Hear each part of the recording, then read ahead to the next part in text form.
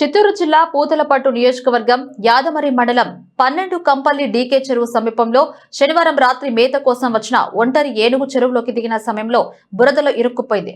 ఈ విషయం గమనించిన ఫారెస్ట్ బీట్ ఆఫీసర్ హరి వెంటనే పై అధికారులకు సమాచారం అందించారు. సమాచారం అందుకున్న వెంటనే అటవీశాఖ, పోలీస్ విభాగాల బృందాలు సంఘటన స్థలానికి చేరుకుని రక్షణ చర్యలు ప్రారంభించారు. Yadamari SI Eshwar Yadav, SS Mohan, DRO Lokesh, rescue team సభ్యులు క్షేత్రస్థాయిలో పర్యవేక్షిస్తూ కుంకి ఏనుగుల సహాయంతో తాడులు కట్టి ఇరుక్కున్న ఏనుగును చెరువుల నుండి బయటకు తీశారు. అటవీశాఖ అధికారులు ఏనుగు ఆరోగ్య పరిస్థితిపై కూడా దర్యాప్తు ప్రారంభించారు.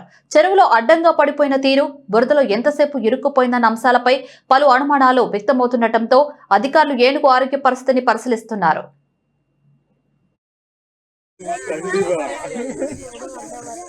న్యూస్లో పోట్ అయింది అదా